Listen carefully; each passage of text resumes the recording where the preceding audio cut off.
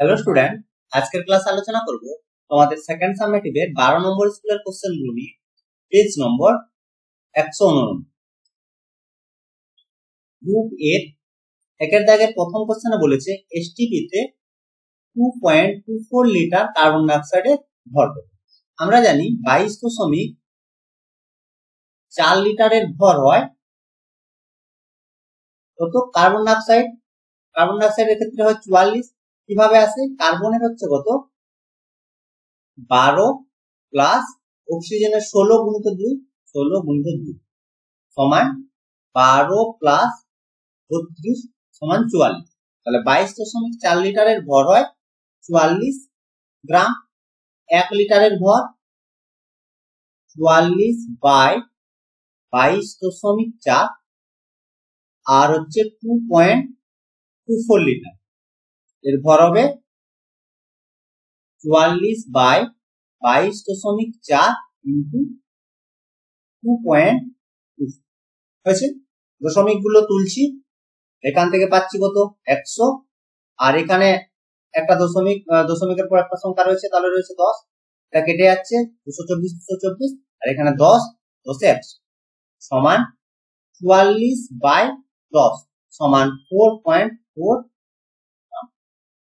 তাহলে পেলাম কি 2.24 লিটারের ভর হচ্ছে 4.4 গ্রাম। অপশন এ তে দেখো দিয়েছে, তাহলে অ্যান্সার অপশন এ। বোঝা গেছে? আমরা জানি যে 22.4 লিটারের ক্ষেত্রে কোন যৌগের ভর হচ্ছে তার আণবিক হয়েছে। আণবিক ভর আমরা বের করতে জানি, কিভাবে বের করতে হয়। পরের কোশ্চেন বলেছে তাপ পরিবহনের জন্য দায়ী হলো পদার্থের তাপ পরিবহনের জন্য হচ্ছে মুক্ত ইলেকট্রন। অপশন বি তে আছে, তাহলে অ্যান্সার হচ্ছে অপশন বি। তড়িতের ক্ষেত্র ধাতুর ক্ষেত্রে হয় মুক্ত ইলেকট্রন, আর যখন তড়িৎ বিশ্লেষণ করা হয় তখন ক্যাটায়ন আর অ্যানায়ন দায়ী হয় তড়িৎ পরিবহন। বোঝা গেল? তাহলে ধাতুর ক্ষেত্রে তড়িৎ পরিবহন করে মুক্ত ইলেকট্রন, আর তড়িৎ বিশ্লেষণের সময় ইলেকট্রন তড়িৎ পরিবহনের সময় ক্যাটায়ন আর অ্যানায়ন তড়িৎ পরিবহন। পরের কোশ্চেন, রোদের শ্রেণী সমবায়ে যে রাশিটি ধ্রুবক পরিবাহী, দেখো কি বলেছে শ্রেণীর ক্ষেত্রে ধ্রুবক হয় সবসময় প্রবাহমান, আর যদি বলতো সমান্তরাল তখন হতো বিভব। কি বললাম তাহলে? শ্রেণী সমবায় যদি যুক্ত থাকে তাহলে তড়িৎ প্রবাহ মাত্রা হচ্ছে, অ্যান্সার হচ্ছে অপশন। আর যদি বলতো সমান্তরাল সমবায়ে তখন হতো বিভব। পরের কোশ্চেন দেখো কি বলেছে, কোন পরিবাহীর মধ্য দিয়ে 1 মিনিটে 60 কুলম্ব তড়িৎ আধান প্রবাহিত হলে প্রবাহ মাত্রা I ইকুয়াল টু হয় Q বাই T। I হচ্ছে প্রবাহ মাত্রা, Q হচ্ছে তড়িৎ আধানের পরিমাণ, T হচ্ছে সময়। এখানে Q সমান কি দেওয়া আছে দেখো, Q ইকুয়াল টু 60 কুলম্ব, সময় T ইকুয়াল টু 1 মিনিট। 1 মিনিটকে আমার সেকেন্ডে করতে হবে, তাহলে 60 সেকেন্ড। যদি মান বসাই তাহলে আমরা পাচ্ছি 60 বাই 60 সমান 1 এম্পিয়ার। 1 এম্পিয়ার দেখে নাও, অপশন ডি তে দেখো দিয়েছে, তাহলে অ্যান্সার হচ্ছে অপশন ডি। পরের কোশ্চেন দেখো কি বলেছে, প্রদত্ত কোনটি তীব্র তড়িৎ বিশ্লেষণ? তীব্র তড়িৎ বিশ্লেষণ হচ্ছে অপশন সি, CH3COON। CH3COO। আর তীব্র তড়িৎ বিশ্লেষণ হয় NaCl সাধারণ লবণ, NaCl, H2SO4, এগুলো হচ্ছে তীব্র তড়িৎ বিশ্লেষণ। আর মৃদু তড়িৎ বিশ্লেষণ CH2 আর CH3COOH, এটা হচ্ছে মৃদু তড়িৎ বিশ্লেষণ। পরের কোশ্চেনে কি বলেছে দেখো, কালাজ্বরের ওষুধ তৈরিতে কোন যৌগটি প্রয়োজন? অ্যান্সার হবে ইউরিয়া। অপশন বি হচ্ছে অ্যান্সার, অপশন বি। পরের কোশ্চেন, ক্যালামাইন কোন ধাতুর আকর? ক্যালামাইনের সংকেত হচ্ছে ZnCO3, এটা হচ্ছে ক্যালামাইনের সংকেত। ঠিক আছে? আর ক্যালামাইনের তাহলে বলছে কোন ধাতুর আকরিক? Zn, তাহলে অপশন সি, তাহলে অ্যান্সার হচ্ছে অপশন সি। এরপর দেখো গ্রুপ বি এর কোশ্চেন। এর দেখে প্রথম কোশ্চেনে বলেছে সত্য মিথ্যার কোশ্চেন, যে গ্যাসের আণবিক গুরুত্ব তার বাষ্প ঘনত্বের অর্ধেক। আমরা কি জানি, m = 2d। এটা হচ্ছে আণবিক ওজন বা আণবিক ভর বা গুরুত্ব। তাহলে m = 2d, এখানে d হচ্ছে বাষ্প ঘনত্ব, বাষ্প ঘনত্বের অর্ধেক বলেছে, কিন্তু এখানে কি পাচ্ছি, বাষ্প ঘনত্বের দ্বিগুণ। তাহলে এটা হবে কি, ঠিক আছে। পরের কোশ্চেন দেখো, শূন্যস্থান পূরণ। গ্যাসের চাপ প্রসারণ গুণাঙ্কের মান 1/273 ডিগ্রি সেন্টিগ্রেড হয়েছে। পরের কোশ্চেন দেখো কি বলেছে, তাপের সুপরিবাহী একটি তরল পদার্থের উদাহরণ, এটা হচ্ছে পারদ।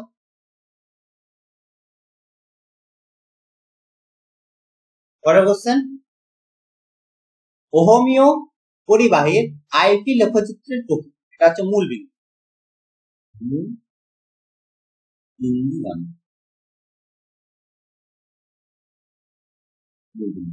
বলতে লেখচিত্র যদি অঙ্কন করি তাহলে হবে আই। পরের কোশ্চেন দেখো কি বলেছে,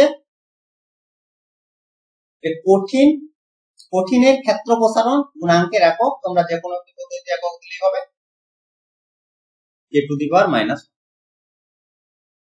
পরের কোশ্চেন,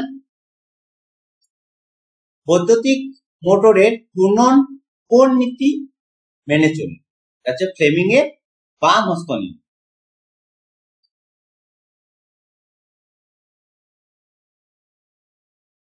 ফ্লেমিং এর বাম হস্ত নিয়ম, ঠিক আছে। পরের কোশ্চেন দেখো, তাপ বিদ্যুৎ উৎপাদনের সময় কোন শক্তি কোন শক্তিতে রূপান্তরিত, তাপ শক্তি বিদ্যুৎ শক্তি।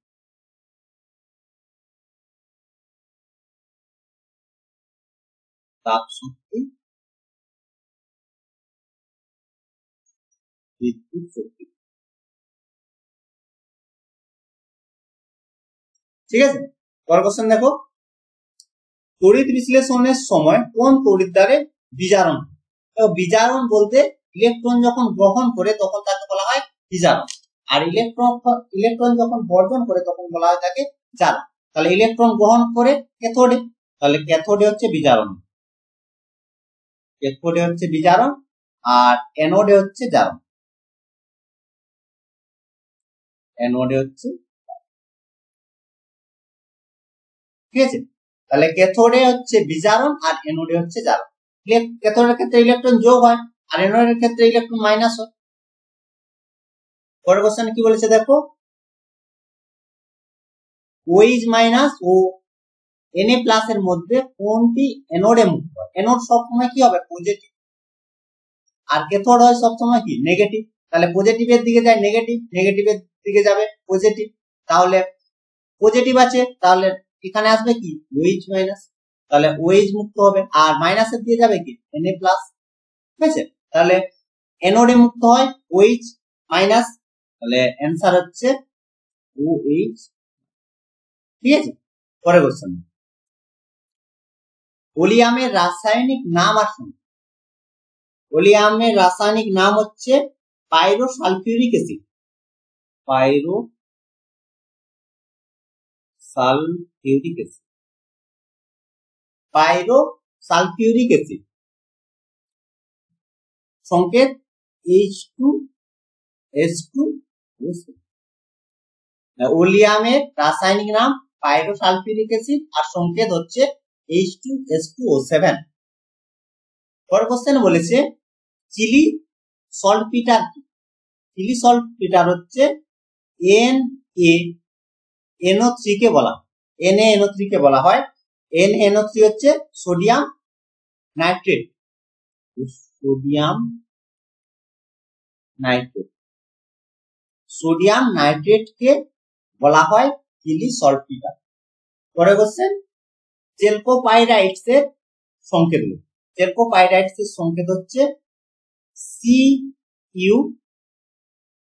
CuFe, এটা হচ্ছে চেলকোপাইরাইট এর তো এই ছিল আজকের ক্লাস। আশা করি আজকের ক্লাসের কোশ্চেনগুলো তোমরা বুঝতে পেরেছো।